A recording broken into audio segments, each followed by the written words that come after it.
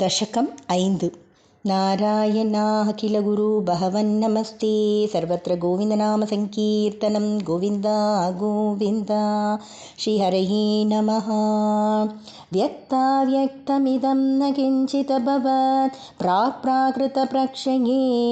मायाया गुणसाम्यरुद्धविकृतौ त्वय्यागतायां लयं नो मृत्युश्च तथामृतं च समभून् नाह्नो न रात्रे स्थितः तत्रैकस्वमशेष्यताः किल परा नन्दा प्रकाशात्मना कालाकर्मगुणास्य जीवनिवहात् विश्वं च कार्यं विभो चिल्लीलारतिमेयुषे त्वयुतदा निर्लीनता माययुः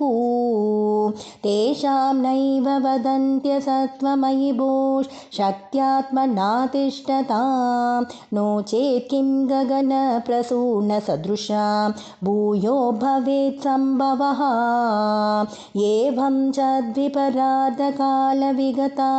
वीक्षांसि सृष्टात्मिकां बिभ्राणे द्वयचक्षुभे त्रिभुवनी भावाय माया स्वयं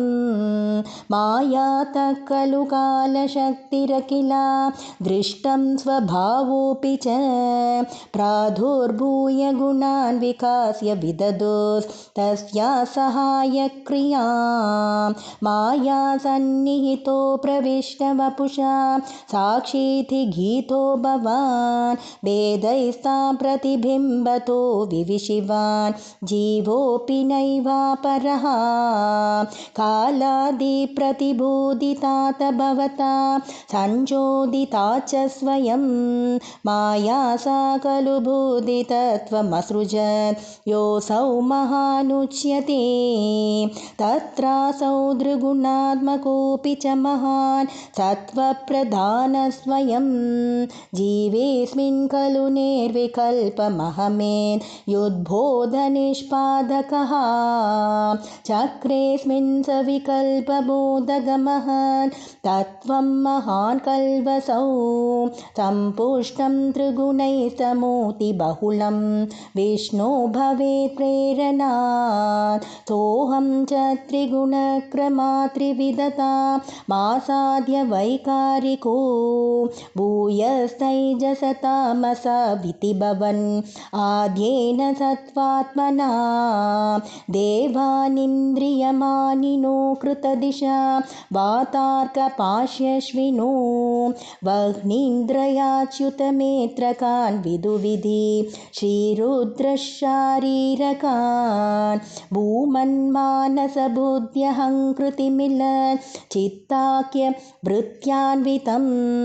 तच्चान्तःकरणं विभो तव बलात् सत्त्वांश एवासृज जातस्तैजसतो दशेन्द्रियगणात् तत्तामसांशात् पुनः तन्मात्रं नभसो मरुत्पुरपते शब्दो जनित्वद्बलात् शब्दात् व्योम ततः ससर्जितविभो स्पर्शं ततो मारुतं तस्माद्रूपमतो महोतचरसं तोयं च गन्धं मही एवं माधवपूर्वपूर्वकलना दात्याद्यधर्मान्वितं बोधग्राममिमं त्वमेव भगवन् प्राकाशयस्तामसा एते भूतगणा सदेन्द्रियगणा देवा च जाता पृथक् नोषे कुर्भुवनण्डनेर्मितिविधौ देवैरमीभिस्तथा